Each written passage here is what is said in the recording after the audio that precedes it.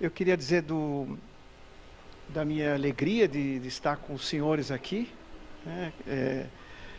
Tenho falado ultimamente para muitos públicos, né? E confesso, certo, que talvez seja a primeira vez que esteja falando dentro de um sindicato. E sobretudo um sindicato de professores e, sobretudo, pelo tipo de temática que nós vamos tratar aqui, que é uma temática que certamente está entrando dentro da vida de todos nós, e acredito com impactos importantes nesse primeiro momento, muito ligado aos produtos de consumo que nós utilizamos, mas os senhores vão de verificar que muitos dos conceitos que são trabalhados dentro dessa área do conhecimento, se bem que nem podemos chamá-la de área de conhecimento, mas sim de uma grande plataforma de conhecimento, certamente terão implicações sobre os conceitos que nós vamos ter que trabalhar com os estudantes para fazer face aos desafios inerentes dessa área do conhecimento. Pelo próprio título que os senhores podem observar, nós vemos que essa palavra nanotecnologia, ela tem um prefixo nano, né? E a palavra tecnologia. Então, não se trata exatamente de uma ciência, no sentido que nós conhecemos a ciência, mas se trata de uma reunião de várias ciências. E aqui a questão da interdisciplinaridade, a questão da multidisciplinaridade, certo? É absolutamente presente. Não há a menor possibilidade de se trabalhar nessa área se esses conceitos não estiverem muito bem definidos. Uma coisa também importante que eu gostaria de comentar com os senhores é que eu sou químico de formação e a química mundial está comemorando o seu ano internacional. Então, esses dois símbolos que aparecem aqui são os símbolos do Ano Internacional da Química, que está sendo comemorado com uma série de conferências pelo Brasil inteiro. A semana passada mesmo estivemos na FAPESP fazendo um grande evento, certo, com vários pesquisadores. Mas então vamos ao tema que eu vim tratar com os senhores. Como eu disse, essa palavra é constituída, certo, de nano e tecnologia. Esse prefixo aqui, de certa forma, ajuda a deixar bem claro em que situação nós vamos discutir vários dos eventos que eu trouxe para os senhores nessa tarde. Mas quando nós trabalhamos com esse conceito de nano, a primeira coisa que surge é que nós temos que mudar a nossa régua. Normalmente a nossa régua é o metro, né? E tudo que a gente, né, faz é 1 metro, 2 metros, 3 metros, quando muito, certo? A gente observa a linha do horizonte, certo? E a gente não passa muito daí, certo? Depois da linha do horizonte não dá para imaginar muita coisa. Mas aqui a questão da dimensão passa a ser fundamental para uma série de fenômenos que vão ser comentados. Muito bem. Para se fazer isso, nós temos que introduzir, então, essa régua para os senhores. Eu vejo aqui muitas pessoas que são próximas da minha geração. E a minha geração, tudo era para cima, quer dizer, era alcançar a Lua, alcançar Marte, e para certamente muitos de nós aqui, Flash Gordon foi uma coisa importante. Em algum momento a gente estava lidando com o gibizinho do Flash Gordon. Então, para nós, né, estávamos nessa direção. Então, o que eu vou fazer é simplesmente uma digressão. Eu vou começar no 10 a 9, 10 elevado a 9, quer dizer, esse seria o campo visual que eu estaria, né, e vou descendo até onde me interessa comentar os fenômenos. Então, se eu tenho 10 a 9, 10 a 8, o meu campo seria esse. Se eu vou para 10 a 7, o meu campo seria esse. Eu começo a olhar um pouquinho, começo a perceber, sei que eu tenho mar, que eu tenho provavelmente relevo nessas regiões verdes. Se eu desço um pouco mais, eu vou percebendo, certo? Essas coisas vão ficando mais claras para mim, né? Consigo perceber claramente mar e terra. Se eu vou para 10 a quinta, eu já começo a perceber que talvez eu não tenha só uma terra desnuda, mas talvez tenha uma cidade por aqui, né? Se eu desço mais 10 a quarta, eu não tenho dúvida, eu estou frente, né, estou acima de uma cidade, né? Essa seria a observação que eu teria. Eu já poderia até ver que tem provavelmente um rio aqui, certo? Tem uma região não ocupada aqui. Se eu vou a 10 a 3, bom, agora eu estou mais ou menos, né, vislumbrando o que seria talvez uma posição vista de um helicóptero, né? Mais ou menos isso. Então eu começo a perceber que, né, o meu campo visual começa a diminuir, e eu percebo que eu talvez esteja em cima de um jardim. Se eu descer 10:2, certo? Né? Portanto, começo a observar que eu tenho um jardim, posso até identificar que se trata de um jardim parisiense, certo? Né? Onde eu posso ver todas essas situações, né, que lembram pedaços da flor de lis, certo? Isso fica bem claro que eu estou nessa situação.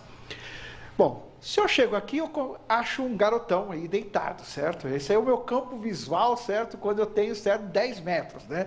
10 metros talvez fosse a visão de uma janela de um prédio, por exemplo. Estou olhando para baixo, né?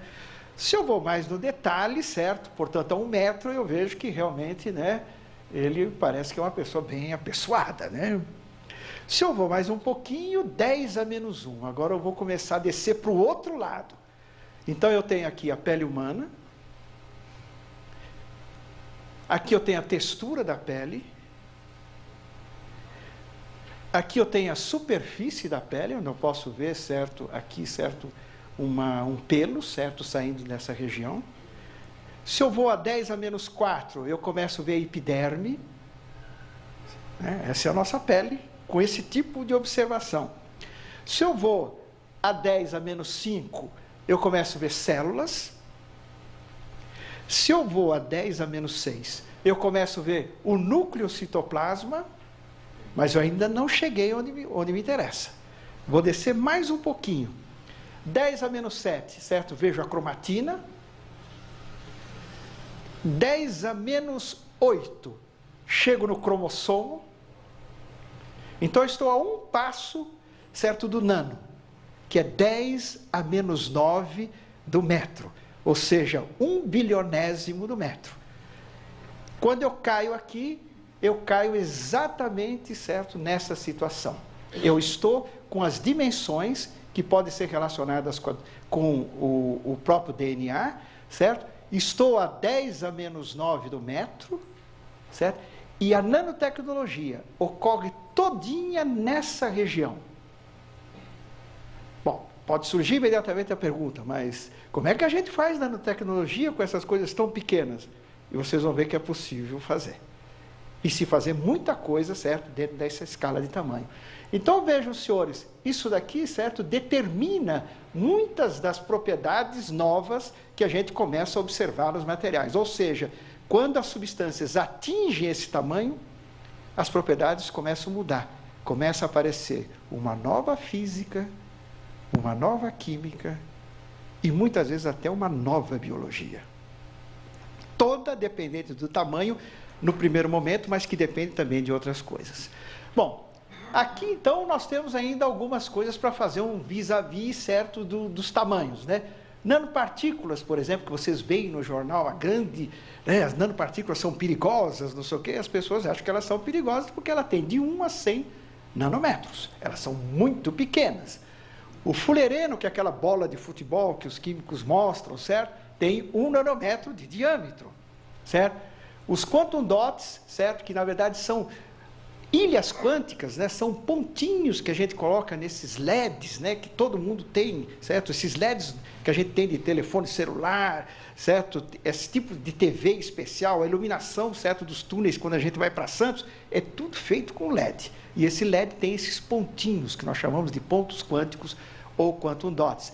Temos os dendrímeros, certo? Que são substâncias que elas começam com uma posição, essa aqui se ramifica em duas, cada uma dessas se ramifica em duas, e vai indo, eu monto toda uma estrutura que nós chamamos de uma estrutura arbórea, certo? Esse é o caso dos dendrímeros.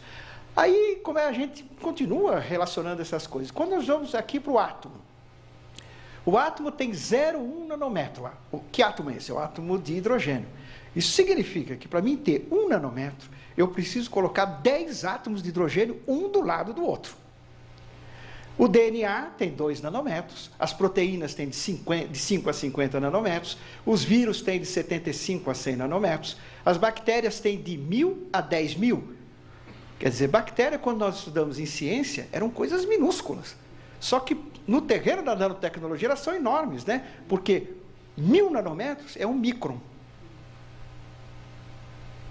1000 nanômetros é um micron, né? E você tem, então, as bactérias de 1 a 10 microns, e tem as células brancas, que são responsáveis por todos os fenômenos de defesa do organismo, certo? Que tem 10.000 nanômetros, portanto, tem 10 microns. São coisas enormes, frente às coisas que nós vamos comentar. Muito bem, aí surge a seguinte pergunta, mas nanotecnologia é uma coisa dos nossos dias aí? Começou a... Não, a nanotecnologia está presente, certo? Com o homem, certo? Desde que ele existe, e talvez até antes. O problema é que hoje nós podemos evidenciar essas coisas. Nós temos ferramentas para evidenciar e identificar os fenômenos que são relacionados com a nanotecnologia. Então você tem essa borboleta azul aqui, certo? Onde está a nanotecnologia nessa borboleta? Está nas suas asas. Aquele famoso efeito furta-cor, que é o mesmo efeito quando a gente mistura, por exemplo, óleo com água, né? Esse é um fenômeno óptico, que nós chamamos de variação do índice de refração, e o índice de refração nada mais é que a velocidade, certo, que a luz se propaga num determinado meio, e a sua orientação.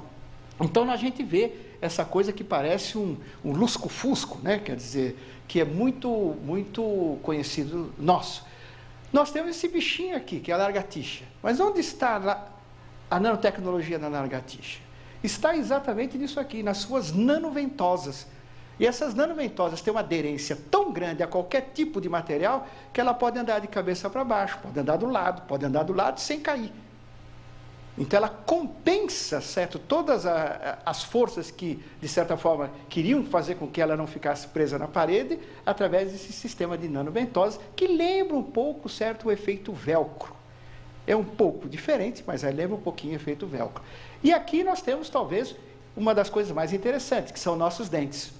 Toda a resistência que nós temos com os dentes, que permite, inclusive, que a gente possa até morder uma maçã verde, por exemplo, certo? Vem do fato dos dentes ser constituídos do quê? De nanoestruturas. Nanoestruturas como essas daqui, certo? Que envolvem a apatita, envolve cálcio, certo? E envolve também algumas enzimas que são endurecedoras. De maneira que a nanotecnologia sempre esteve presente com a gente. É que agora nós estamos evidenciando e a ciência é capaz de tirar partido dela, certo? Para ela trabalhar na direção dos nossos interesses. Bom, aí surge então a pergunta, o que é nanotecnologia?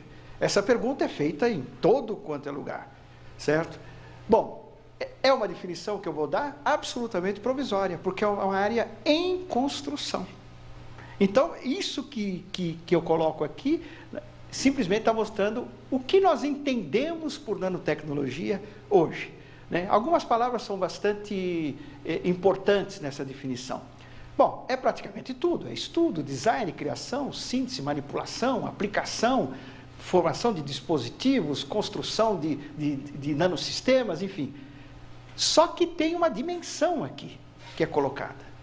Quer dizer, para efeito dessa definição que estamos trabalhando, uma das dimensões do material ou do objeto que você está trabalhando tem que ter 100 nanômetros. Isso é discutível, as pessoas estão discutindo muito essa coisa. Eu cheguei, inclusive, a menos de 20 dias de uma reunião na Comunidade Europeia, exatamente que o foco da discussão é essa aqui, porque é importante ter a definição clara, porque sem a definição clara, os legisladores não podem fazer a regulação. E nós ainda estamos numa fase que está se discutindo ainda um pouco isso daqui. Mas, de qualquer forma, se aceita, de certa forma, certo, que 100 nanômetros é uma vamos dizer assim, das dimensões que nós temos que considerar, e o que é importante é exatamente isso aqui, que começam a aparecer fenômenos que não aparecem quando o material está grande. Certo? E vocês vão ver coisas bastante interessantes quando eu desço para o nível nanométrico. E quando, especificamente, todos esses conceitos estão muito próximos das ciências da vida, ela já tem uma denominação específica que é exatamente nanobiotecnologia. Então, é uma definição de trabalho, é uma definição que está sofrendo uma transição, mas que vai chegar um momento que ela vai ter uma definição mais clara. Aqui os senhores têm um efeito absolutamente fantástico de quando eu diminuo o tamanho das coisas. Isso aqui é uma substância, né, seleneto de cádmio, que não interessa, uma substância que normalmente, certo, ela é uma substância muito preta, totalmente preta, certo? Quando as suas partículas todas têm um tamanho muito grande. Quando eu trago essa substância, certo, para a escala nanométrica, isso tem todo um procedimento experimental de fazer síntese, enfim, processos químicos, eu posso controlar o seu tamanho, certo, de 2 nanômetros, 3 nanômetros, 5 nanômetros, 7 nanômetros. Olha o que acontece com as cores. Vejam que com 7 nanômetros eu estou tendendo aquele escuro, aquele preto que eu comentei. Mas antes eu tenho várias outras cores. E se eu coloco essa substância, certo, misturada com água ou com qualquer outro solvente, certo, eu fico com soluções, né, pseudo-soluções, na verdade são suspensões, certo, que tem essas cores. Então vejam, com uma única substância, eu estou produzindo várias cores. Isso é absolutamente fantástico. O que é mais interessante, certo, é que muitos índios, muitas populações indígenas, sabem fazer coisas desse tipo, né? Usando o fenômeno de trituração. Eles sabem triturar até determinado tamanho, e tem muitas tribos na Amazônia, certo, que com um único mineral, alguma coisa, eles conseguem fazer vários matizes de cores. Então eles estavam fazendo, talvez, o que seria a pré-nanotecnologia, certo? E vários outros povos antigos também, certo? Dominavam esses tipos de efeitos que hoje a gente consegue identificar e consegue colar uma ciência, certo? Um entendimento ao redor dessas informações. Bom, mas a nanotecnologia, certo, é muito mais do que simplesmente ficar mudando cores. É o seu impacto. A nanotecnologia traz um conceito, de certa forma, ele não é novo, mas ele ficou absolutamente transparente no momento que ela faz parte de um processo que nós chamamos de convergência tecnológica. E a convergência tecnológica, ela passa, certo, por várias dessas coisas. Então eu tenho nano, mas se eu tenho nano, eu tenho cogno. Mas se eu tenho cogno, certo, eu tenho info. Se eu tenho sócio, eu tenho bio, eu tenho eco, eu tenho orbe, eu tenho urbis. Isso significa, certo, que são plataformas que são absolutamente, não existe o termo em português, mas pervasivas, ou seja, ela vai percorrer todo o conhecimento, certo, que nós temos hoje. A nanotecnologia vai acabar impactando de uma forma ou de outra. E não é só ciência dura, né, química, física, biologia, não, ela vai impactar as humanidades. Porque muitos dos produtos da nanotecnologia criam novas demandas e criam novos hábitos e criam até problemas. De maneira que isso permeia por todas as áreas do conhecimento e razão pela qual, certo, nanotecnologia não é uma coisa de físicos, de químicos e de biólogos. É uma coisa que também de sociólogos, certo, de psicólogos, de historiadores, de geógrafos, enfim. Né? Trata-se de uma plataforma, certo, que está influenciando vários tipos de conhecimento. E talvez seja essa questão que talvez faça essa ligação com os aspectos ligados ao ensino, certo, e ao aprendizado. Né? Porque o que vai começar a acontecer é que vão começar a ser descritos uma série de fenômenos, né, até por jornais ou por revistas, que provavelmente os estudantes vão perguntar para o professor, mas o que está acontecendo lá? Não é bem aquilo que eu conhecia, certo? E daí a razão de estarmos trabalhando fortemente na própria divulgação da nanotecnologia, certo? Nos mais variados contextos da sociedade brasileira. Um outro aspecto interessante, certo, é essa questão da multidisciplinaridade. Esses são os mapas que nós utilizamos normalmente quando a gente quer fazer certo relacionamento de várias áreas do conhecimento. E aqui a gente vê claramente, certo, que a nanotecnologia tem uma implicação muito grande sobre materiais, e quanto maior a bola, certo, maior o impacto, né? Você tem materiais, e isso daqui se ramifica com ecologia, com agricultura, com doenças infecciosas, com saúde, enfim, com tudo isso daqui. Isso certamente terá implicações muito grandes sobre o próprio ensino. Quer dizer, começa a se discutir de uma forma mais séria a questão da disciplinaridade. Né? E, que vem exatamente disso, porque nós temos perfeita clareza que esses problemas que estão aqui, eles não são resolvidos com uma única especialidade. Então, num país como o nosso, que nesse momento precisa, certo, se afirmar tecnologicamente e mesmo cientificamente, nós temos que fazer um esforço muito grande para discutir com as pessoas que não leram os mesmos livros que nós lemos. E isso ainda é, certo, uma dificuldade muito grande. Né? Os departamentos, normalmente nas universidades, não conversam departamento com departamento. Né? Eu sou de ciência dura, você é de ciência mole, e ficam essas coisas, certo, que não tem mais sentido hoje em dia. Né? Esse quadro mostra claramente, certo, que talvez o químico tenha um pedacinho aqui, mas ele está relacionado com uma porção de outras áreas do conhecimento. Né? Então, isso acaba trazendo um desafio adicional. Né? E materiais, de certa forma, é um ponto focal, certo? Que também, né, fazendo, de certa forma, focalizando um ponto específico do gráfico anterior, vejo que materiais saem para todo lado. Física, certo? Computação, certo? Nanomedicina, biomédicas, ecológico. Então, essa visão, certo, mais geral. Né? Porque, vejam, quando nós vamos construir uma represa, se eu for precisar só dos engenheiros civis que vão fazer a obra, certo? Eu não consigo fazer a represa.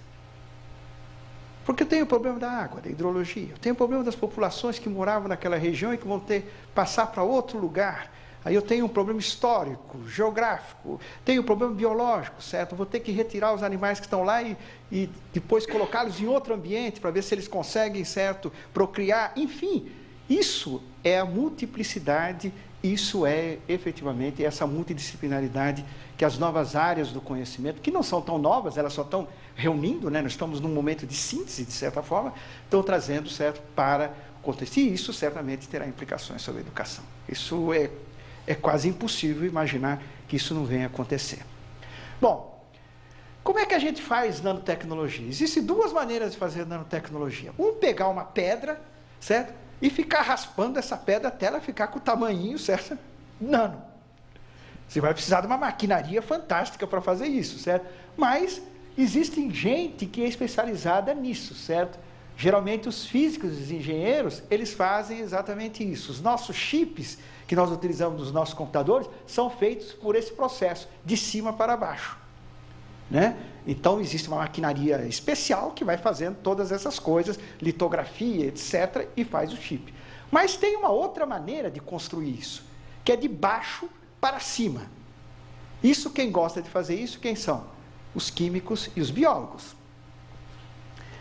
Então, todo o nosso problema é encontrar um bloco de construção. O que é um bloco de construção? É como se fosse a peça de um Lego. Se eu tiver aquela pecinha e tiver todos os encaixes, eu posso construir muitas coisas, com uma única peça. Então, nós químicos e os biólogos procuramos essas peças. Por exemplo, o DNA é uma peça muito interessante, certo? Para você constituir a vida. Né? É uma pecinha. Se você quiser descer um pouco mais, você tem as proteínas. E se quiser descer um pouco mais, tem os aminoácidos. Mas são todas peças que vão se encaixando, certo? E vão construindo coisas maiores. Né? O químico usa muito, e o biólogo usa muito esse processo, certo? De baixo para cima.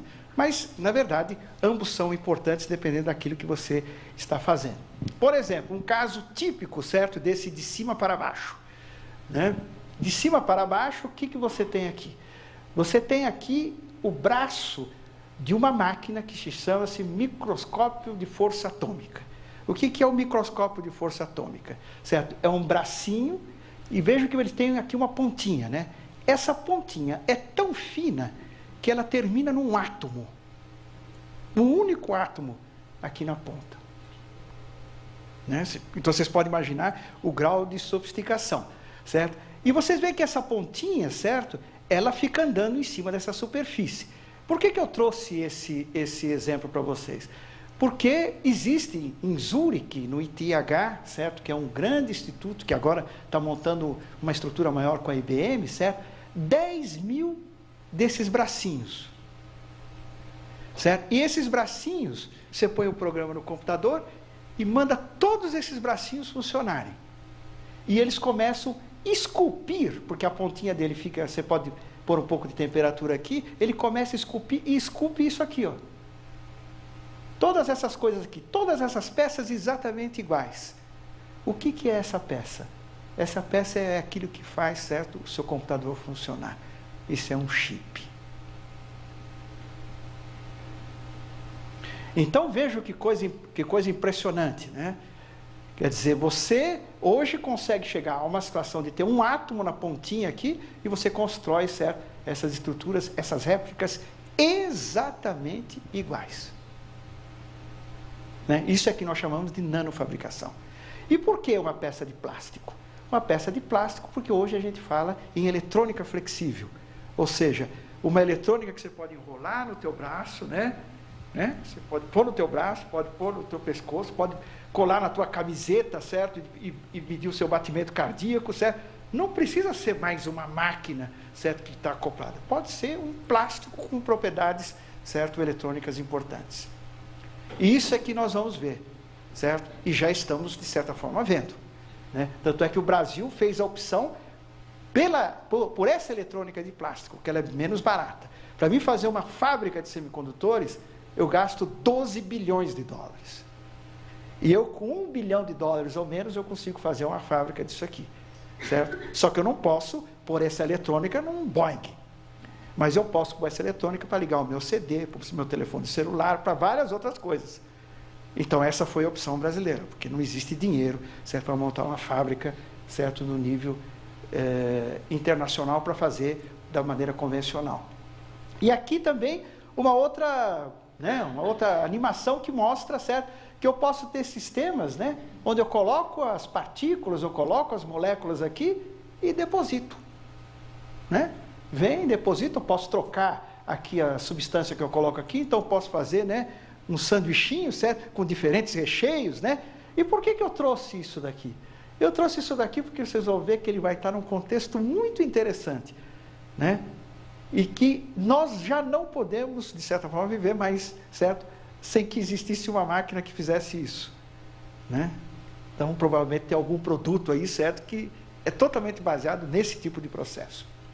Bom, uma outra coisa bastante interessante que está ligada com a nanotecnologia, é que as pessoas pensam assim, pô, mas esses caras são bons, eles conseguem construir essas coisas do jeito que eles querem.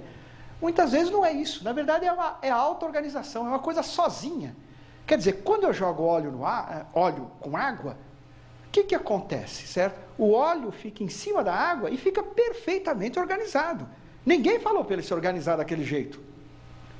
Então nós tiramos muito partido, certo, da auto-organização. Os próprios sistemas, certo, acabam correndo para coisas que acabam nos interessando. E a gente vê muito isso, é só sair aqui fora, por exemplo, e começar a olhar, por exemplo, as palmeiras, você vai começar a perceber que existe uma regularidade. É no caule, é nas folhas, você começa a identificar uma porção de irregularidades. Não adianta atribuir ao Criador isso simplesmente. É que a natureza tem esse fenômeno de auto-organização como uma das formas dela atuar. As conchas, por exemplo, né, que tem todas aquelas, né, aquelas reentrâncias, aquele baixo relevo, certo? Um padrão, certo? Que se for da mesma família, aquele padrão se repete, certo? Só não se repete nas zebras, por exemplo. Cada zebra tem um padrão diferente, certo? Então, essas coisas acontecem, né? E nós estamos começando a entender como é que essas coisas funcionam. Então aí aparece uma palavra que é absolutamente chave. E isso não é só um problema, certo, para química, física, biologia.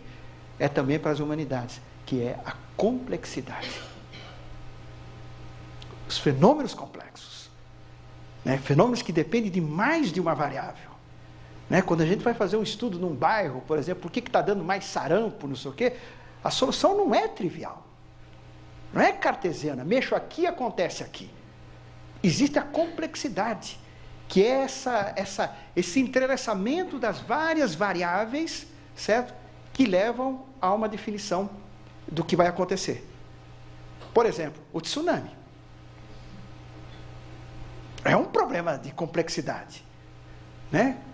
Quando você tem, por exemplo, a movimentação das placas no fundo do mar, lá embaixo, a 20 mil metros de profundidade, ela simplesmente varia 1 centímetro. Só que esse 1 centímetro, eu tenho uma lâmina d'água de 20 mil metros.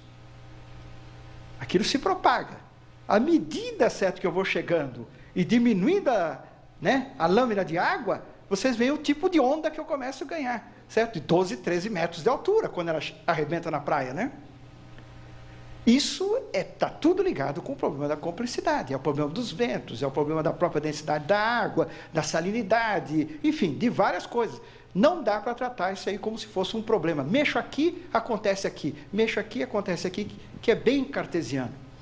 E a gente sabe que os fenômenos não são assim. Os fenômenos não são lineares.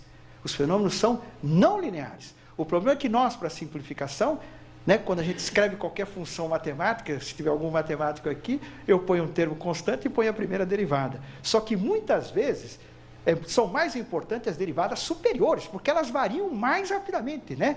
D quadrado, D, né, ao cubo, D à quarta, a variação é muito maior. E tem muitos fenômenos que não dependem da primeira derivada, mas dependem de derivadas superiores. Se não fosse isso, não teríamos o laser, por exemplo, né, que está baseado em coisas desse tipo. Muito bem. Então vamos ver como é que essa auto-organização pode acontecer, né? Não precisam ficar preocupados com a fórmula química. Imagine isso aqui, uma peça de Lego. Uma pecinha de Lego. E eu solto essa pecinha, certo? E deixo ela rodar. Olha aí onde nós podemos chegar. Tudo por um fenômeno de auto-organização. O sistema anda e chega nisso aqui. Essa é a forma mais estável que ele atinge. Ele tem uma dinâmica própria, né? E aqui vocês podem identificar esse pedacinho aqui em algum lugar aqui, né? Ele está todo aí. Então, os químicos estão utilizando muito esses tipos de processo para construir essas estruturas complexas aqui, certo? Que são as estruturas que vão servir para quê? Para armazenar energia, para armazenar informação, para armazenar calor, certo? E até para fazer um computador que seja totalmente químico. É aí que as pessoas estão trabalhando. Muito bem. Imaginem essa aqui, um outro bloco de construção, né? Esqueça a fórmula, os átomos, tudo. Só veio a fórmula. Se a gente faz esse sistema rodar, olha onde nós chegamos. Não teria uma pessoa hoje com capacidade de construir um sistema como esse. Mas a natureza sabe construir. E a gente, já que ela constrói, vamos utilizar. Né? Não precisamos, a gente quer entender como é que ela faz isso. Estamos começando a entender, ainda tem muita coisa, né? Porque passa por uma matemática, muitas vezes, que não é a matemática convencional. Eu saio de uma matemática totalmente euclidiana e começo a entrar numa matemática curvilínea, e aí começa a aparecer caos, e começa a aparecer outras entidades, certo? Para você poder dar conta, certo, dos fenômenos que você está observando. Né? Muito bem. Agora, vamos colocar um pouquinho a questão da nanotecnologia dentro daquilo que ela está oferecendo para a sociedade e as suas interfaces. Nós temos 3 grandes pedaços que se unem. Nós temos, de um lado, a medicina e a biologia, do outro lado, a engenharia, do outro lado, química, física e ciência dos materiais. Cada uma dessas áreas vem com suas contribuições, né? Engenharia, infotec, medicina e coisa biofarma, certo? E a química, a física, a própria nanotecnologia. E você tem áreas de recobrimento, que são as áreas fortíssimas, certo? Multidisciplinaridade, certo? Que são os nanodispositivos, dispositivos que são capazes de entregar medicamento, né? Que nós chamamos de drug delivery, certo? Temos nanodispositivos, sensores para tudo quanto é tipo, biosensores. Então isso se alargou, porque o homem hoje, ele quer sensoriar tudo, ele quer saber e quer ter alguma previsão do que vai acontecer. Então ele precisa de sensores, né, que pelo menos avisem ele algum tempo antes do que vai acontecer.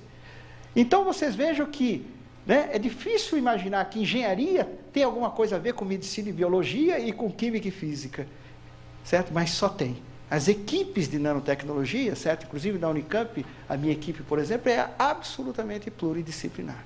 Tem biólogo, Tem químico, tem físico, certo? Tem engenheiro, certo? Não tem médico ainda, porque médico é difícil a gente trazer para trabalhar, mas estão fazendo coisas com as nossas coisas, né? Mas é difícil você trazer, por exemplo, para uma equipe. Então você... E por que todo mundo fala em nanotecnologia? Claro, porque tem um mercado. Se não tivesse mercado, ninguém falava em nanotecnologia. E esse mercado é pequeno? Não. Esse mercado, certo, era estimado em 2020, certo, como acima de $1 trilhão.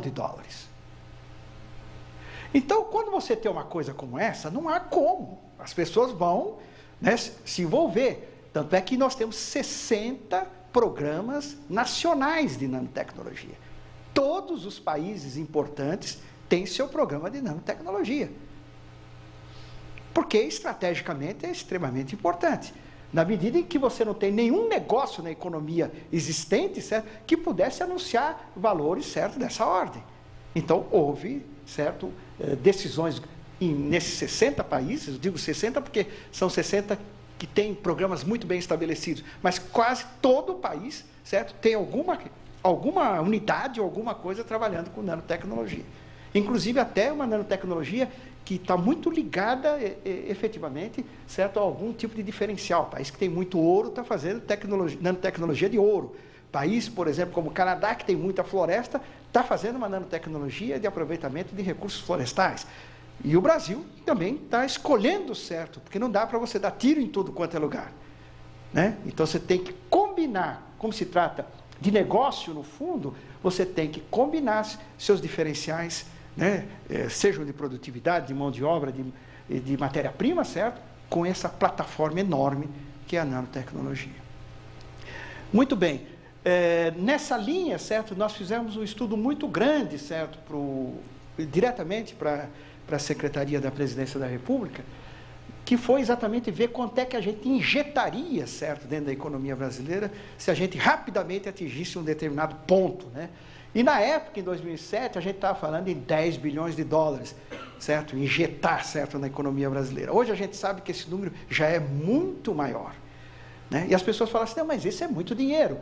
Não, não é muito dinheiro. O setor químico brasileiro fatura $120 bilhões por ano.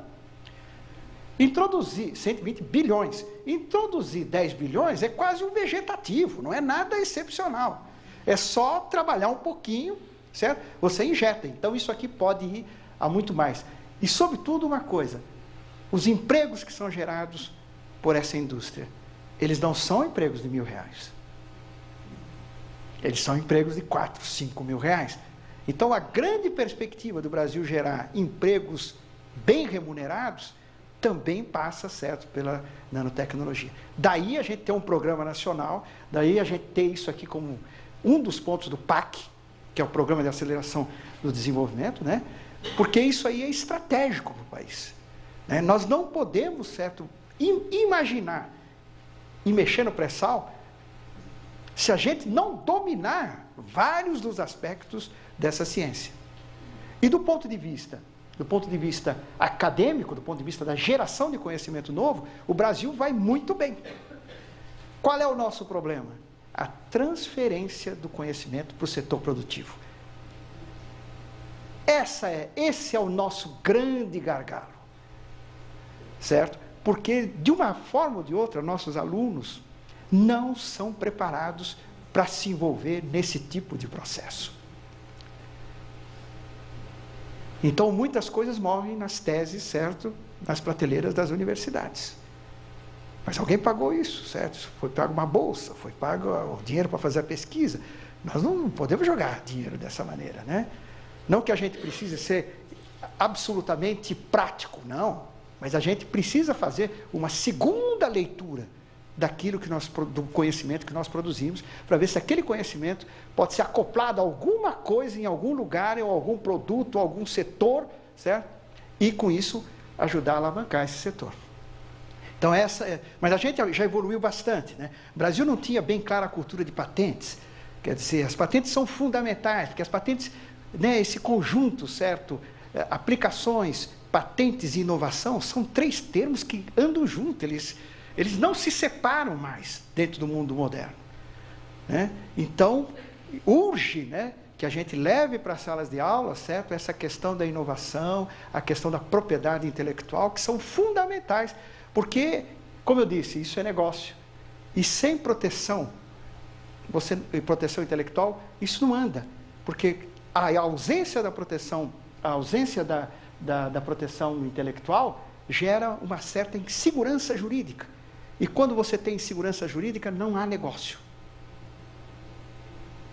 Isso mesmo até para o nosso amigo que tem um barzinho ali na esquina, se ele perceber alguma coisa estranha, ele não faz negócio. Imagine, certo, as grandes corporações, as empresas, certo, que têm seus corpos jurídicos lá muito bem pagos. Bom, num primeiro momento, a nanotecnologia, certo, ela não identificava bem a sua mais-valia, a sua cadeia de valor, né? Quem fazia o nanomaterial, fazia o nanointermediário e fazia o produto final, né? Hoje a gente começa a perceber que já está segmentando. Você tem gente que faz os nanomateriais, que são as matérias-primas, né? Você tem quem faz os intermediários, que são os formuladores, né? E depois esses formuladores colocam essas formulações para certa aplicação nos produtos. Então, não dá para uma pessoa fazer uma verticalização que sai desde aqui e vem até aqui. Não há empresa que possa fazer isso. Porque o conhecimento é tão diverso, certo, que você não vai manter equipes para isso. A não ser que seja um produto muito especial, que você domina totalmente, certo, o seu processo, mas é muito difícil acontecer isso. Então, já começa essa segmentação que é importante. É claro que essa segmentação passa por capital financeiro, certo? Se não tiver dinheiro, não tem nanotecnologia, certo? Porque algumas coisas custam caro, nem todas, né? E precisa muita máquina, certo? E essas máquinas aqui são máquinas que custam acima de 500 mil dólares, muitas vezes. Então, você não vai pôr uma máquina dessa aqui em cada empresa. Então, nós temos que organizar todo um sistema de serviços técnicos, tecnológicos, para apoiar as nossas empresas.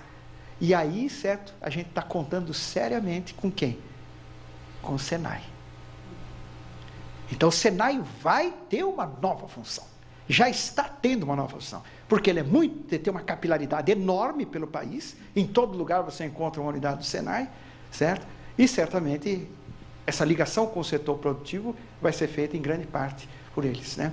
E nós temos que popular de cabeças esses centros do Senai, né? Então alguém tem que formar esse pessoal,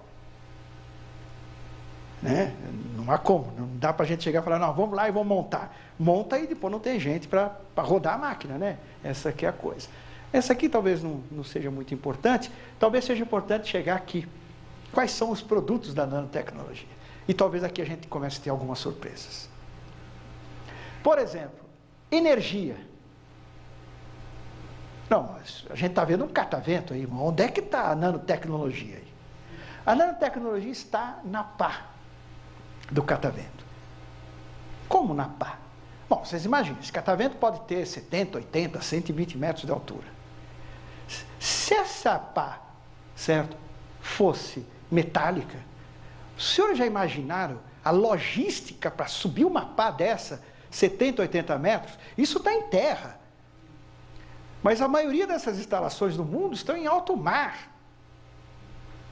Então seria uma operação absolutamente, né? Então, o que acontece? Como a eficiência de um catavento depende da área exposta ao vento, o que as pessoas começaram a fazer com nanotecnologia? Misturar terra, ou seja, argila, certo? Com polímeros, formando uma entidade que nós chamamos de nanocompósito. E esse nanocompósito tem uma altíssima resistência, certo? E preenche com a maior facilidade, certo? Essa atividade que é a geração de energia eólica. E é muito mais leve para você suspender, né? E o que dá bastante orgulho para a gente, que uma das maiores indústrias que constrói essas pás aqui está no Brasil, na cidade de Sorocaba. Em Sorocaba. Você já deve ter passado ali, perto da Facens, ali, e viu uns negócios compridos ali pelo canto, certo? É essa fábrica que está fazendo lá. Ela é exportadora mundial, né? Bom, outro ponto bastante interessante que a nanotecnologia está aí escondidinha. Iluminação. Quando a gente vai para Santos, a gente não nota que os túneis têm uma iluminação fantástica, né? E mesmo quando a gente liga o nosso celular, alguém seria capaz de usar uma tela que não tivesse aquele tipo de resolução? Jamais, né? Nós já estamos acostumados com aquele nível de... né? Isso é feito com o quê? Certo? É feito com aquelas ilhas quânticas que eu comentei com os senhores. E isso permite você ter uma iluminação de alto nível, né, com uma definição muito grande de cores, e inclusive, certo, com baixo consumo de energia. Então, por exemplo, países como a Alemanha, como a França e como a Inglaterra, 2012 não utilizarão mais lâmpadas incandescentes. Né? Eu imagino que o Thomas Edison deve estar se mexendo na cova, certo? Por causa dessa decisão da comunidade europeia, certo? E no Brasil, não vai demorar muito, já estamos falando em 2014, 2015, que era lâmpada de bulbo, né? Né? Porque elas são energivoras, né? Esse é o termo que as pessoas dão, são comedoras de energia, certo? Então, bom, aqui depois eu tenho uma coisa interessante, não é um nanocarro, não tem um nanopreço, é simplesmente uma Mercedes E305, né? Nem sei quanto custa no Brasil, certo? Mas é coisa aí, né, de 100 mil euros, coisa desse tipo, né? Né? Mas o que tem esse carro? Bom, claro, tem a mecânica, o nome Mercedes-Benz, mas ele tem uma coisa fantástica. A sua pintura. O que acontece com a sua pintura? Ela não suja. E ela não risca. Não suja e não risca. Então, o que acontece aqui? Quando eu misturo as tintas automotivas, certo? Com areia, com sílica, com aquele tamanho que eu mostrei para vocês, o que acontece? Eu crio como se fosse um novo material. Certo? E esse material tem toda essa resistência. Além do que, esses carros, se vocês perceberem, porque nós já estamos pintando com isso aqui no Brasil, os carros mais novos, vocês percebem que dependendo de como você olha no carro, ele tem uma cor? Esse é aquele efeito do índice de refração que eu tinha colocado. Então isso aqui já está na indústria brasileira, certo? Na indústria mundial, porque o Brasil produz muito carro para exportação, né? Então ele incorpora, certo, essas... O que acontece com esse tipo de sistema é que ele, pelo fato do atrito com ar, certo, ser menor, você tem ganho, certo, na performance em função do consumo de energia, certo? Esse aqui não, esse aqui é um caso de luxo, né? Esse aqui tem até mais, até a propulsão dele, certo, não é feita com gasolina, certo? Esse aí é feito com células a combustível, que também utiliza, certo, nanotecnologia. Esse é um carro ecológico, vamos dizer assim, certo? Mas, se a gente for na Avenida Paulista, vocês vão ver que todo mundo está usando vidro, não está? Nos prédios. Aquele é um vidro especial. Aquele é um vidro que eu passo, certo, né, faço um revestimento de óxido de titânio. O óxido de titânio, certo, forma uma película, portanto, nanoestruturada, né, com essas dimensões que eu coloquei para os senhores, e o óxido de titânio forma uma superfície que nós chamamos de uma superfície hidrofóbica. O que é uma coisa hidrofóbica? Que repele, certo, a água. Então, o que acontece? Toda a gordura, essas coisas, cai e fica presa nessa superfície. Ok? Fica presa nessa superfície. Bom, aí, como é que eu tiro essa gordura dessa superfície? Aí o sujeito vai lá em cima, antigamente, essa janela, o sujeito tinha que lavar, né? Ele vai lá em cima, certo? E começa a jogar água lá de cima. Ou a própria chuva. Como essa superfície é muito hidrofóbica, a água não escorre. Ela rola como se fosse gotas. Lembra aquela música de carnaval, as águas vão rolar? A nanotecnologia está mostrando que isso está acontecendo. Então, o que acontece? Aquela bolinha de água vai descendo e vai limpando. Isso são os vidros antilimpantes, que estão entrando no país. Então, as donas de casas vão ter, certo, esses vidros, certo, que não vai precisar limpar mais.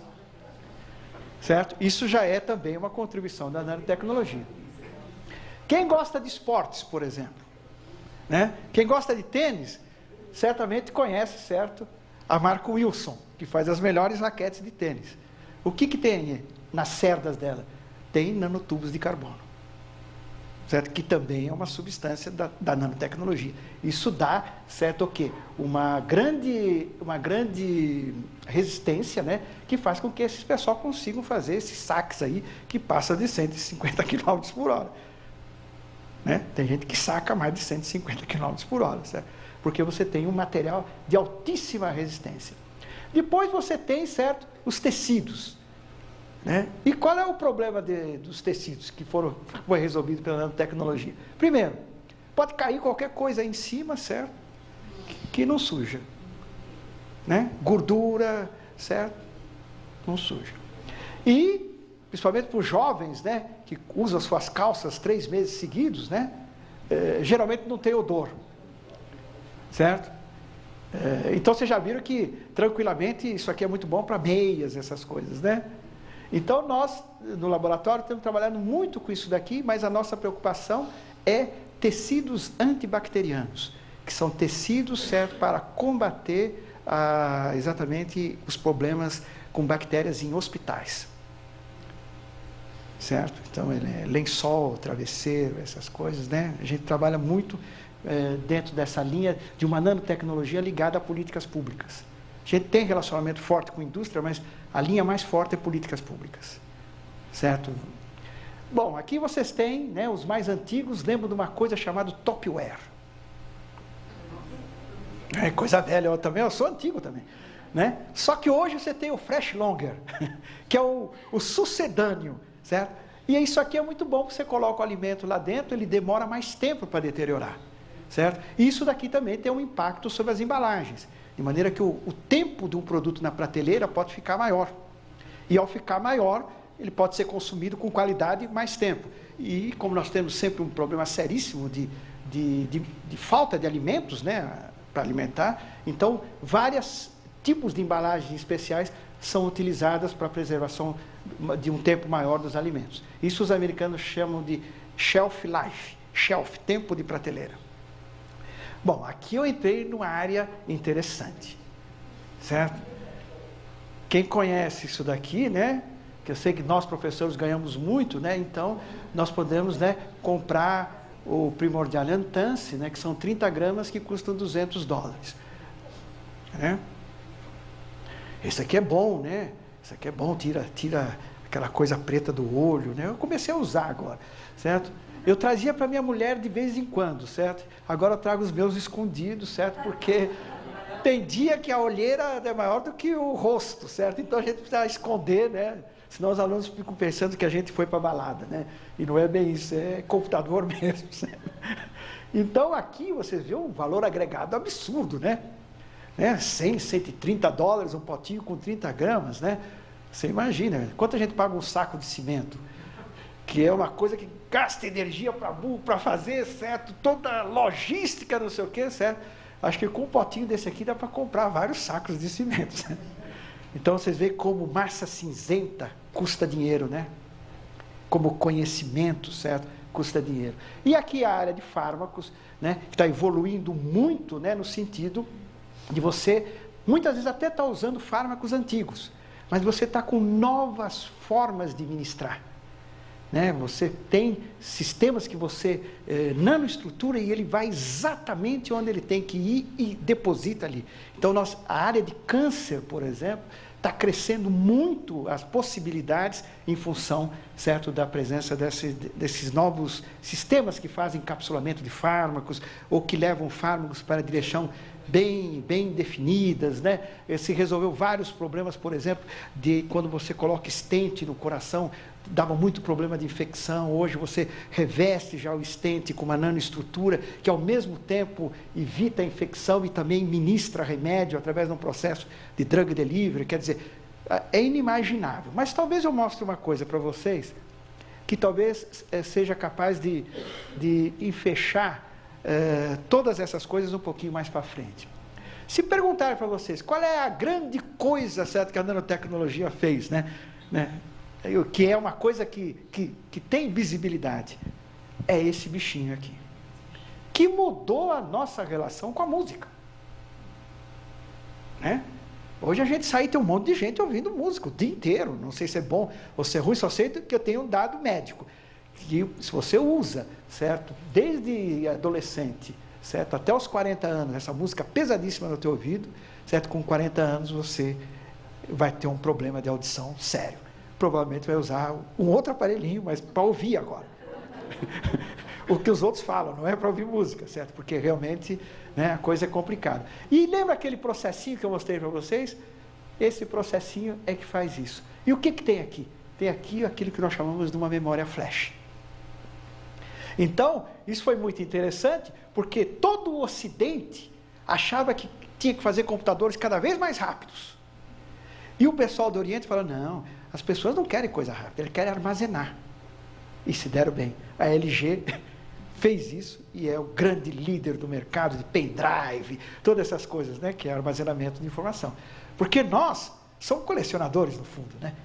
A gente sai para uma viagem, não sei o quê, olha, descarrega tudo que tem, vai com a memória vazia, volta com 2.000 fotografias, certo? E nem vai ver aquilo, 2.000 fotografias né? Às vezes, né, chama um amigo, vou vir em casa aqui comer uma pizza que eu vou mostrar a minha viagem. Aí você vai ver a viagem que você fez, porque você não viu a viagem, você só tirou foto. Porque ficou fácil, né? E isso daqui se deve a essa coisinha que mudou bastante a vida da gente. E isso daqui está se constituindo numa mídia convergente. Né? Logo, logo a gente vai ver televisão por isso aí, logo, logo a gente vai marcar consulta com o nosso médico por isso aí, logo, logo a gente vai pagar conta com isso daqui, logo, logo nós vamos fazer tudo com isso aqui, menos namorar. Assim espero. Certo? A cantada certamente fica bem estabelecida, certo? Porque ela fica registrada, inclusive. Essa é boa, da cantada essa é boa. Bom, nós temos mais de 1.000 produtos que declaram que tem nanotecnologia. Então a nanotecnologia não é um sonho, a nanotecnologia não é futuro, a nanotecnologia está aqui. Todos nós aqui, hoje sem saber provavelmente, consumimos algum produto que tem nanotecnologia. Até na hora que a gente põe um salzinho na nossa comida, certo?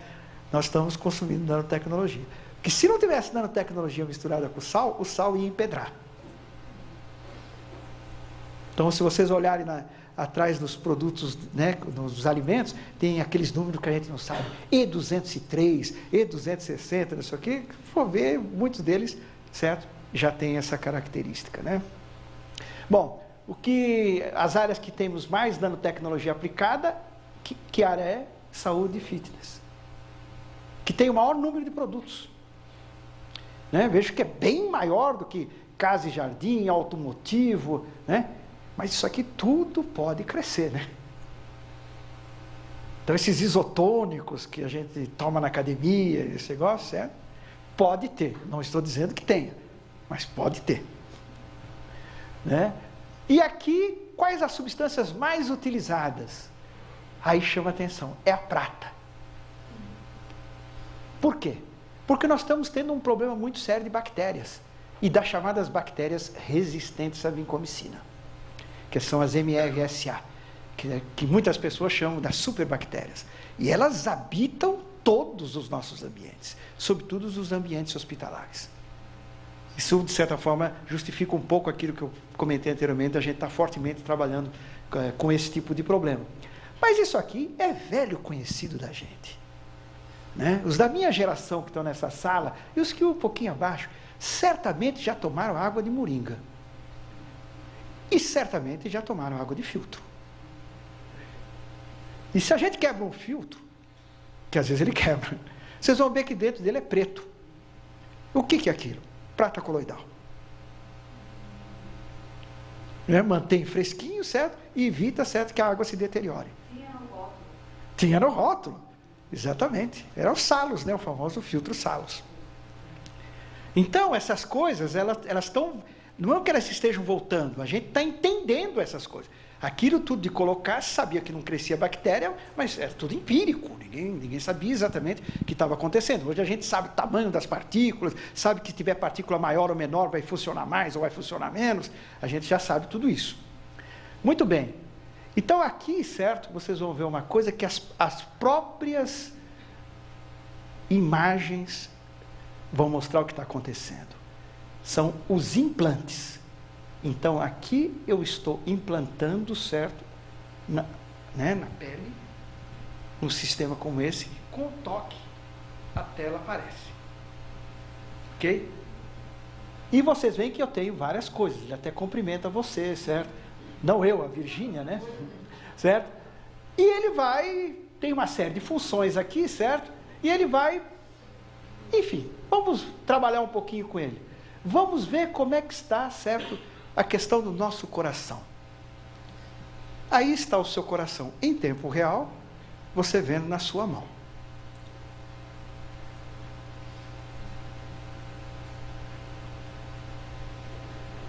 Ok? É o nível de miniaturização, o nível da eletrônica que se chega com a nanotecnologia, podemos conceber equipamentos desse tipo. Se quiser ver, certo, os seus sinais vitais, aquilo que a gente só vê em filme, ou quando tem um parente no hospital, Deus o livre, certo? Mas você está lá, tem lá os sinais vitais da pessoa, você pode ver os seus sinais vitais ali, no teu braço, né? Na palma, não na palma, no outro lado da palma da mão, certo? Quer ver os seus exames, como é que está, né? Vocês já viram que isso vai alterar profundamente essa coisa chamada laboratório de análises. E certamente vai alterar os cursos de farmácia. Eu não sei quando, certo? Mas como prova de conceito, isso já foi mostrado. Está se falando que em 2014 começa a ser vendidos os primeiros. E essa coisa é mundial. Vai mudar tudo. Você entende? Por isso que eu falei que a nanotecnologia não é só química, física, biologia, isso aqui. Porque ela impacta a vida do cidadão. Né? Se quiser saber como é que está o seu pulmão, se a gente tivesse uma coisa como essa, puxa vida, ninguém morria de H1N1. Porque H1N1, a primeira coisa que aparece é uma insuficiência, certo, pulmonar. Né? Você já sabia que estava assim, já ia direto para o hospital. Então vocês vejam que essas coisas podem mudar a nossa relação com outros tipos de profissional. Né? Esse é o dado. Né? Quer dizer, o mundo pode começar a ficar ligeiramente diferente daqueles que a gente conhece, certo? E vocês viram que no finzinho disso daqui, isso pode ser expandido, né? Vamos passar, para não passar duas vezes. Isso pode ser, no fundo, expandido, né? Para até fazer cálculos, fazer agenda, enfim. As possibilidades que a eletrônica traz, certo? São infinitas, né? Bom, mas também tem outros tipos de aplicações. Por exemplo, uma coisa muito interessante é o problema que muitas das embalagens que nós utilizamos, uma grande quantidade de produto fica dentro da embalagem. Alguns fica até 10%, 15%. Ketchup, né, óleo, certo? Né? Vocês podem imaginar, a produção dessas coisas é produção em massa. Então, o desperdício, né, que isso traz, isso sem contar que isso para no lixão, isso aí vai ser, certo, matéria-prima para um monte de bactérias. Né? Então, hoje, você pode fazer tratamentos, certo, no interior desses sistemas aqui, de maneira que você acaba com qualquer possibilidade de adesão de qualquer líquido. Pode ser uma coisa aparentemente prosaica, mas isso daí é uma coisa que impacta o mercado, porque pasta de dente, todas essas coisas, certo? Sempre fica uma certa quantidade que você paga. Eu não sei na vida útil de uma pessoa quantos tubos de pasta de dente ele gasta, certo? Mas deve ter alguma relação, certo? Talvez tenha sobrado pelo menos para ir uma vez mais no cinema, né? Não sei. Né? Isso tudo é a conta que a gente de vez em quando faz da vida da gente, né? Quer dizer, economiza ali, economiza aqui, o lugar vai sobrar um pouquinho, certo? E veja, nós estamos pagando por isso e não estamos utilizando. Aqui é aquele caso que eu comentei para vocês, certo, de fazer filmes, né? Aquele filme que a gente compra nos supermercados, você já pode ter um filme, certo, que já tem incorporado, por exemplo, nanopartículas de prata. O que acontece? Esse daqui que você tem aqui, certo? O que seria o padrão, né? Certo? E aqui um sistema que não tem nanopartículas de prata no filme. Passa 5 dias, olha, esse aqui ainda é consumível. Veja esse aqui, totalmente deteriorado. Então, você aumenta o tempo de vida, por quê? Porque você cria uma situação tal que não permite a proliferação de bactérias. Outro exemplo também, esse aqui, ó. Quer dizer, após 15 dias, certo?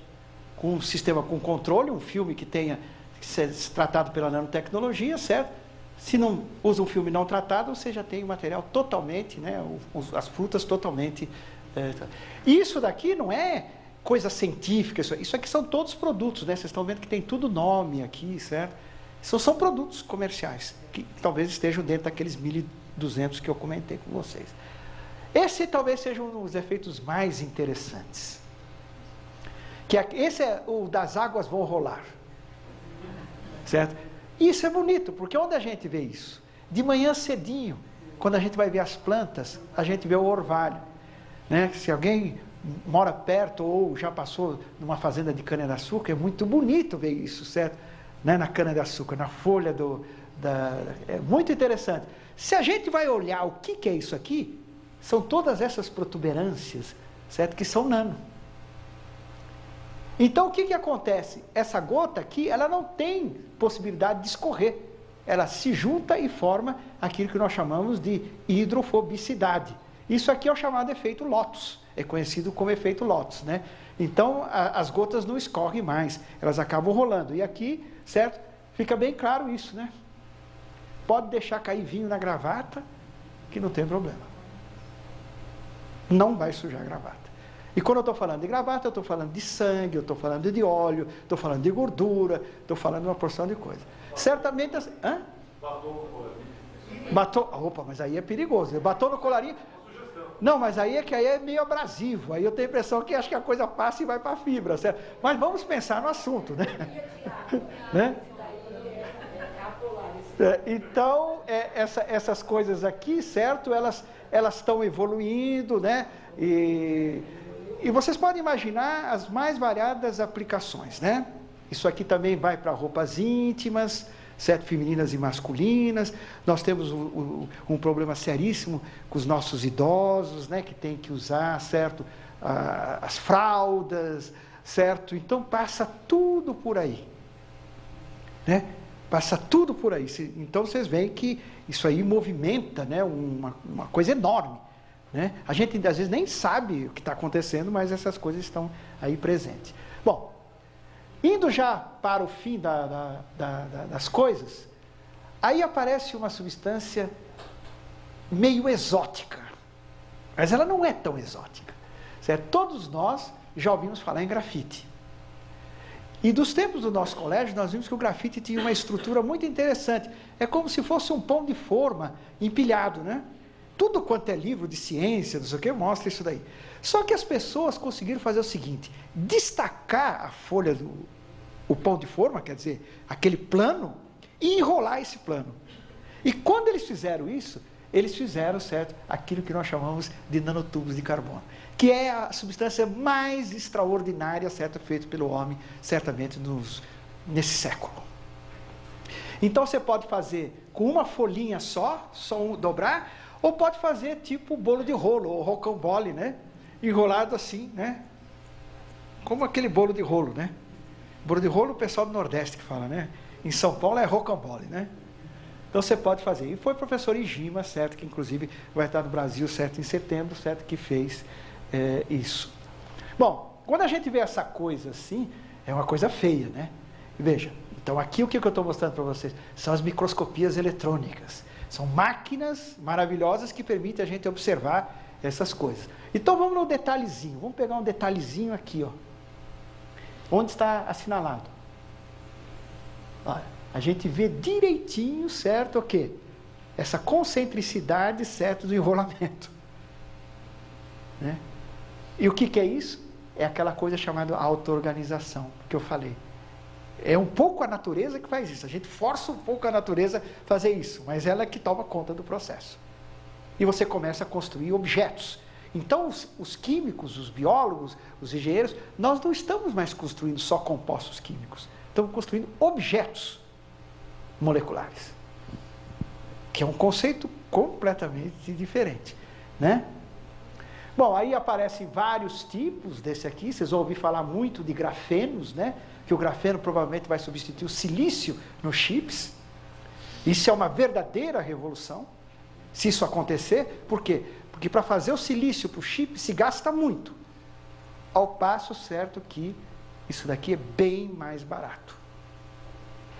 Mas tem que dominar totalmente a tecnologia. Bom, vamos colocar um pouquinho, certo? Algumas coisas que são feitas no Brasil. O Brasil também tem produtos de nanotecnologia. Né? Então você tem, por exemplo, essa parte superior do IDEA, certo? É feito com nanocompósito, ou seja, polímero misturado com terra. Uma terra especial, né? Uma argila, certo? Mas basicamente é terra. Certo? Você tem uma grande dureza, veja que em cima, onde você tem essa cobertura, você pode até colocar, certo, um peso relativamente importante, que o material tem bastante tenacidade. Isso é feito pela Plásticos Miller, certo, junto com a Fiat, certo, em Belo Horizonte. Você tem materiais que fazem remediação ambiental. Por exemplo, esse especificamente é um projeto desenvolvido no nosso laboratório, que é exatamente tirar a cor do rio que está próximo a tinturarias. Porque as tinturarias usam muito corante, certo, para tingir. E jogam muito do rio. Então, o rio tem a cor da moda. Né? Se a moda é roxo, e agora está bem no roxo, certo? E a gente aprendeu, certo, limpar o rio. Certo? Então, esse é um produto que foi desenvolvido no nosso laboratório e licenciado para essa empresa Contec. Você tem o NanoComfort, certo? Da Santista, que são, esses conjuntos aí para cama, tudo, certo? Que tem todas essas características, não suja, não cheira, enfim, né? Tem esse tipo de conforto. Você tem a borracha natural reforçada, certo? Que também foi feita lá pelo pessoal da Unicamp, que é para tapetes, toda essa coisa, né? Tapetes e várias coisas de borracha tem a tendência a ficar preto, né? Com bactérias, essas coisas, certo? Esse processo está totalmente eliminado. Né? Aquelas famosas cortininhas de banheiro, certo? Aquilo logo já vai ter uma solução aí, não vai ficar mais na parte de baixo, aquele preto de bactéria, tal, certo? Tá por aí, tá chegando. Tá chegando. Não só isso, né? Também vestiários, né? Vestiário, cozinha e banheiro, né? Que vestiário é um negócio sério, vestiário da academia, e a gente está muito de olho aonde? Nos grandes eventos esportivos, Olimpíada e Copa do Mundo, tem que desinfectar, certo, esses vestiários. Aqui você tem, certo, essa famosa coisa aqui que está todo mundo usando, né? Isso aqui tem nano também, certo? A chapinha, tal, certo? A Nanox fez a parte básica, certo? E você tem a Taif que comercializa isso daí, porque é um dos grandes problemas de salão de cabeleireiro, problema de bactérias de cabelo, certo? Um ambiente que, né, você tem muita possibilidade de ter contaminação. Esse também é um produto nosso, certo? Foi o desenvolvimento das palmilhas anti-cheiro, certo? E agora está indo para uma grande multinacional, quer dizer, quando vocês comprarem um tênis de marca de alguma empresa aí, certo? Vai ter essa coisinha aqui lá dentro, certo? E aí vai mais longe, né? Porque ela tira o cheiro, tem uma outra nanopartícula, certo? Que mantém, certo, a temperatura do pé, e tem uma outra nanopartícula, certo? Que quando você anda, certo? Ela estoura umas nanocápsulas e libera aloe vera.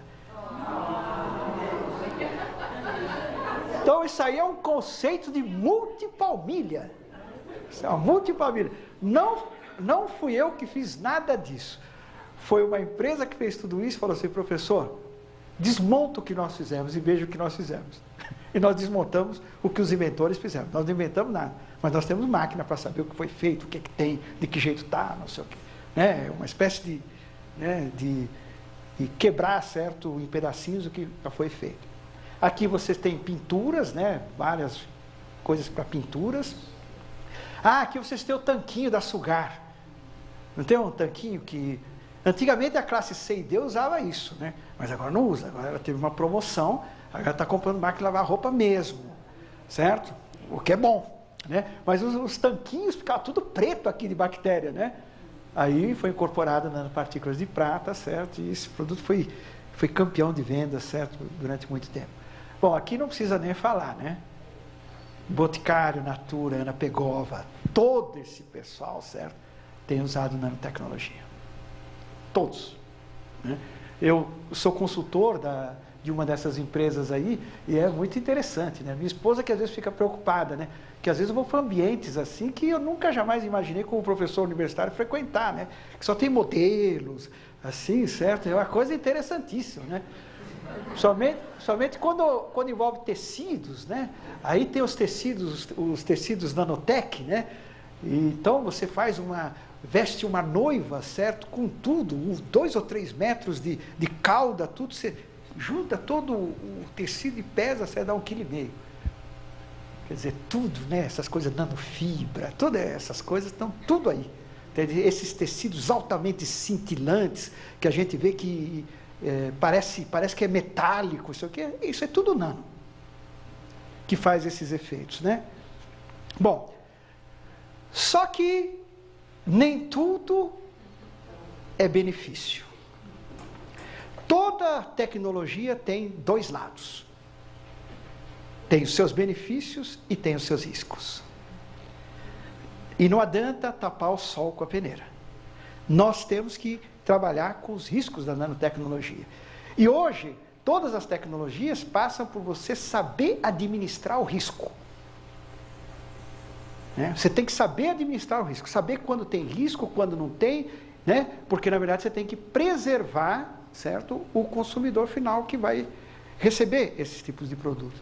Então, o paradigma que nós trabalhamos aqui é que o risco é a toxicidade vezes o tempo de exposição. Né? Então, o pior dos mundos é quando a toxicidade é alta e o tempo de exposição também. Né?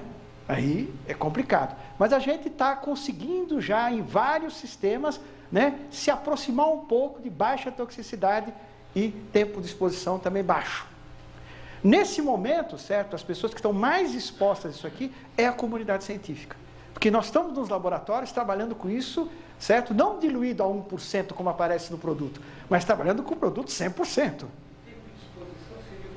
O tempo de exposição, por exemplo, você tem vamos dizer assim, uma roupa, certo? Ou um tênis, alguma coisa que você usa muitos e muitos anos. E aquele lá, por exemplo, o tecido tem alguma incorporação de nanotecnologia ou de biotecnologia, certo? Então, isso aqui seria o tempo de exposição. Né? Então, existem vários outros processos. Por exemplo, já se coloca muito material nas poltronas de avião, por exemplo. Então, você é uma pessoa que passa o tempo inteiro dentro do avião, você tem um tempo de exposição maior do que uma pessoa que só viaja nas férias, certo? Então, todas essas coisas, né, não só os aspectos de riscos e benefícios, mas hoje em dia uma outra coisa importante, que é o ciclo de vida desses materiais. Onde esses materiais vão parar? Eles não podem parar no lixão. Ok? Então, toda a recomendação, e essa é a recomendação da OCDE, nós temos que, ao projetar o produto, projetar também a sua desconstrução, certo? E a sua possibilidade do quê? De reaproveitamento ou reciclagem. Então, veja, isso conceitualmente é muito importante. Quer dizer, não é fazer o produto e ganhar dinheiro. Não é essa a questão. Você tem que entender todo o ciclo de vida desse produto. E se você tiver a chance de fazer com que esse produto volte com uma outra vida, né, na forma da reciclagem ou do reaproveitamento, melhor ainda. E isso muda muito. E o Brasil deu um passo muito importante nessa direção, porque o Brasil fez a sua lei de resíduos sólidos, que foi aprovada recentemente. Ela é de dezembro, mas foi regulamentada agora.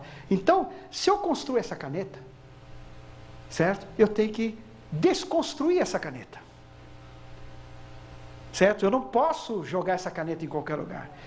Claro que as empresas, né, até por uma questão de filosofia, não vão construir e destruir. Mas está começando a se estabelecer toda uma rede de terceirização que vai fazer esse trabalho. E aí você tem excelentes oportunidades, certo, para várias profissões.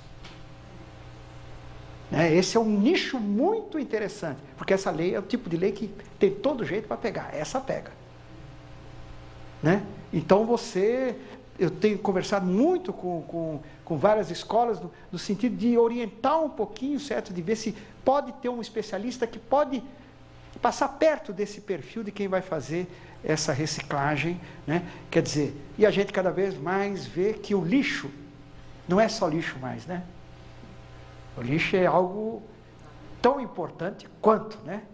Porque o lixo, para vários países e para nós mesmos daqui a algum tempo, certo? Dentro do próprio conceito de sustentabilidade, ele vai ser uma matéria-prima, né? O velho lixo, né? Vai ser uma matéria-prima, certo? Para fazer várias coisas, né? Muito bem. Então, a ordem é o seguinte, certo? Ninguém ganha sem pagar, certo? E no data, no marketing, é o seguinte, se você não disser o que o teu produto tem, o que ele faz e mostrar seus testes, você não tem mercado. Isso está bem claro. Você não vende. Certo? Então, nesse momento, estamos vivendo o momento da regulação da nanotecnologia. Momento da formação dos marcos regulatórios. Para preservar quem? Para preservar, certo, o consumidor final que vai receber esses produtos. Né? Claro que eu não vou fazer marco regulatório para raquete de tênis, né? Mas eu tenho que fazer marco regulatório, certo? Para uma embalagem, certo? Para um alimento que tem nanotecnologia, certo? Para um cosmético, né? Porque aí já é uma relação diferente, né? Então, finalizando, né, o que eu teria que dizer para vocês é o seguinte, que a nanotecnologia, ela não é uma ciência, ela é uma multiciência. Quer dizer, é uma ciência que é formada de várias outras ciências. Daí o caráter interdisciplinar que eu fiz referência. Nanotecnologia não é uma indústria, não vai ter uma indústria de nanotecnologia, mas ela vai estar presente em todas as indústrias. É uma plataforma de conhecimento, na verdade, né? E esse aqui é um aspecto interessante, que o professor Rajabala, que é um americano que trabalha bem nos aspectos, vamos dizer assim, da governança da nanotecnologia ao nível mundial, ele diz que a nanotecnologia é a mais nova e recente expressão da criatividade humana, porque o homem nunca se relacionou dessa forma com os átomos. Nunca. Jamais nós tivemos essa relação tão próxima com os átomos e com as moléculas. Porque nós estamos mexendo com elas, né? E fazendo elas realizarem aquilo que, de certa forma, a gente queira que elas façam, desde que a gente tenha o domínio da técnica e da tecnologia. Bom, esses aqui são 2 boletins que eu edito, certo? Que vocês podem se tornar aderentes, se quiserem. Esse aqui é um boletim quinzenal sobre notícias de nanotecnologia, mas da parte mais científica. E esse aqui é um outro boletim que eu edito para a Agência Brasileira de Desenvolvimento Econômico, que é desenvolvimento industrial, melhor dizendo, que é para as empresas e questão de marco regulatório, isso daqui. Esse é mensal, de maneira que eu vou deixar alguns exemplares para a biblioteca da cartilha de nanotecnologia, certo? Mas se vocês quiserem baixar a cartilha, é só entrar aqui, certo? É uma cartilha bem... e que, de certa forma, toca em vários pontos que eu comentei aqui, de maneira que eu agradeço muito a atenção de vocês e foi um prazer poder compartilhar com os senhores um pouco da nossa experiência nessa área. Muito obrigado.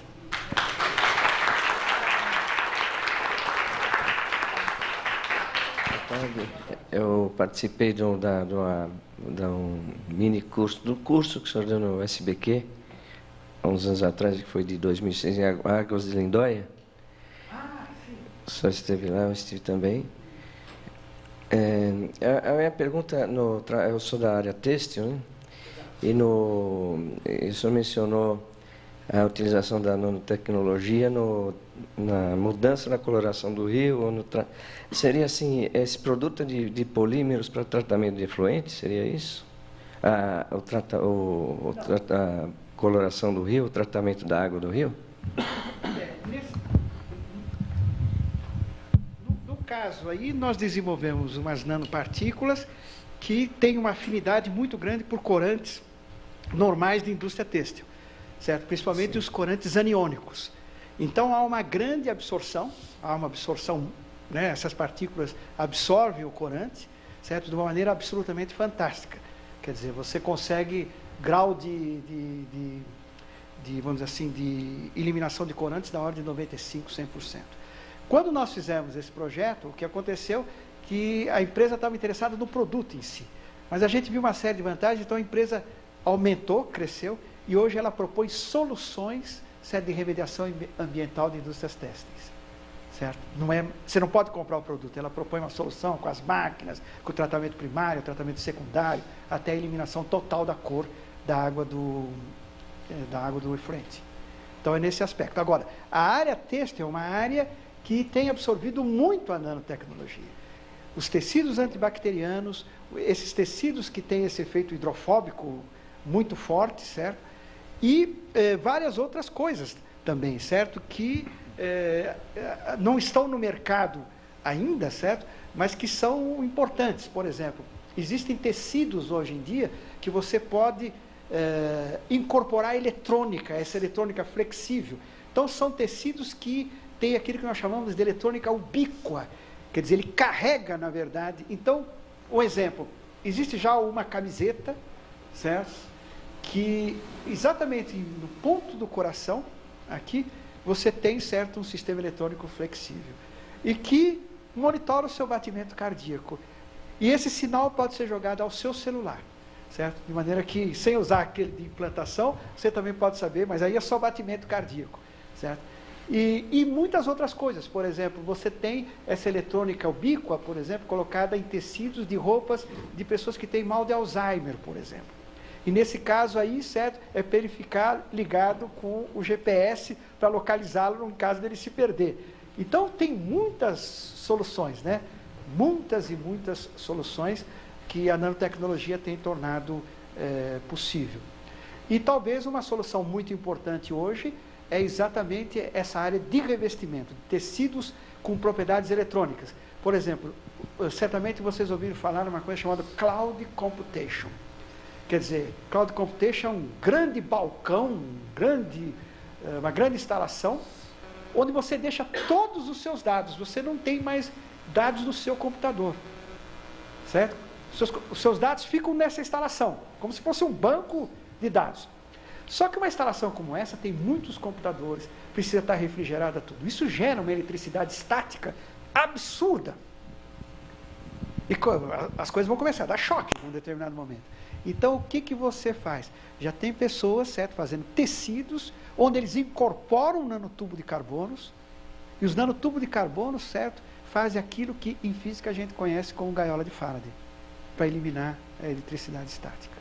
E aí vai, eu poderia ficar, certo, até de noite falando sobre as aplicações, que é uma das coisas que tem me ocupado bastante o tempo nesse aspecto. Até para, de certa forma, ajudar as empresas nacionais a focalizar sobre alguns pontos que a gente acha que são nichos importantes, que dá para a gente entrar sem uma forte competição chinesa ou americana, certo? E ter possibilidade de desenvolver as empresas. Boa tarde, professor. Boa tarde. Eu não entendo muito a respeito, mas na questão dos tecidos, por exemplo, eu posso futuramente considerar um tecido com aplicação eletrônica um lixo eletrônico? Ele vai entrar dentro dessa lei também, a produção? Eu acho, o lixo eletrônico? Lixo? Né? Não, provavelmente sim, né? Porque, na verdade, a lei estabelece, certo, um contorno inicial. Então, é muito provável que isso aconteça, certo? Muito provável. Então, por exemplo, não só a indústria que produz, né, mas a propaganda que vende o produto, ela estaria vinculada a essa obrigação da informação do que fazer com esse lixo? Ela também estaria envolvida nesse processo, mas a responsabilidade maior, certo, é de quem produz. Ele que tem a responsabilidade. Então, ele tem que, de certa forma, trabalhar os seus fornecedores para que eles passem essas informações para o consumidor final. Isso é fundamental. Porque todas essas coisas, elas se dão por estabelecimento de cadeias, certo, de comunicação. Né? E hoje em dia, é uma coisa muito fácil. Por um simples Twitter, certo, rapidamente você aciona uma quantidade absurda de pessoas. O problema é que nós temos que introjetar culturalmente esse novo estilo. Certo. Esse que é o nosso problema. Né? A sociedade brasileira é muito conservadora. Ela acha que dá para ser do mesmo jeitinho, certo, até o fim dos tempos. Não vai dar. E isso está se repetindo efetivamente na escola, na formação das pessoas. Hoje, antigamente, se estudava muito, certo, para se continuar estudando. Hoje se estuda para resolver problemas, que é uma abordagem completamente diferente. Resolver problemas é muito diferente de ficar estudando a vida inteira, né? Então, essas abordagens acabam, certo, fazendo com que nós tenhamos que desenvolver novas habilidades, certo, dos nossos egressos.